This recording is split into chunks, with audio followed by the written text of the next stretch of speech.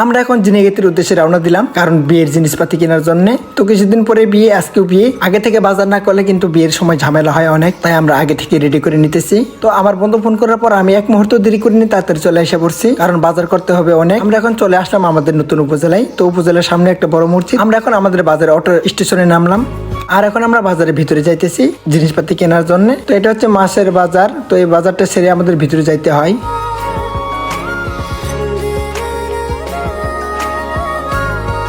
আর প্রথমত আমাদের এই চটটাই কিনতে হবে, কারণ এখানে সবাই বসবে। এই চটটা কেনার পর আমরা আবার চলে গেলাম আমাদের গ্লাসের দোকানে। তো গ্লাসের দোকানে যেহেতু আমার বন্ধুই বসে, তাই আমি বন্ধুর দোকানে যাইতেছি।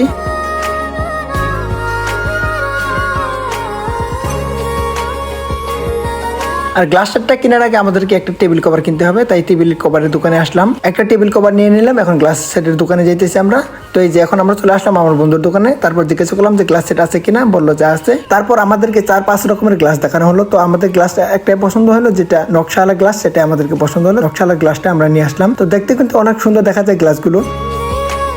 তো গ্লাস কেনার পর বন্ধুর দোকানে আসলাম। তো বন্ধুর কাপড়ের দোকানে বসে আছে। তো তার সাথে দেখা করে আমরা চলে আসলাম, যেহেতু আমরা আজকে কাপড় কিনতে যাইনি, আমরা গিয়েছিলাম কিছু বিয়ের বাজার করতে। তো বিয়ের বাজার করার পর আমাদের শেষ। তারপর মাছের বাজার দিয়ে আবার ঘুরে এসে পড়লাম। এখন আমাদেরকে ডাল, আলু, পেঁয়াজ, তেল, চুলাবোধ অনেক কিছু কিনতে হবে, মুড়ি, এগুলো কিনতে আসলাম আমাদের এই ঝিনাইগাতি বাজারে। বাজার থেকে আসার পর দেখলাম যে আমাদের বিয়ের গাড়ি রেডি। তো এখানে নতুন বউ নিয়ে আনতে যাবে আজকে। তো ট্রাকও নিয়ে যাবে সাথে। আর এই ভিডিওটা এই পর্যন্তই, পরের ভিডিওতে আবার দেখা হবে।